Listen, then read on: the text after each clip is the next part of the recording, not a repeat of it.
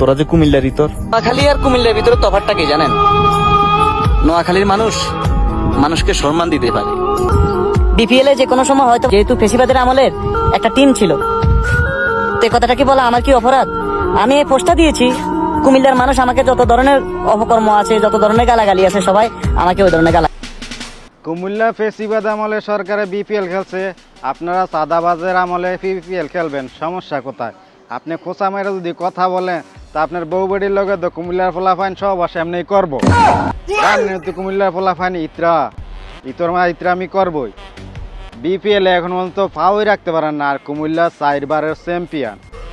মাঠে না নামতে এত বয়ানবাজি আর ডায়লগ বাজি, না জানি আপনারা মাঠে নামলে কি করেন? পানি খেয়ে নেমে যাবেন গা, ওই যে কি না কয় থালা থোলা লইয়া বাইরে করবেন।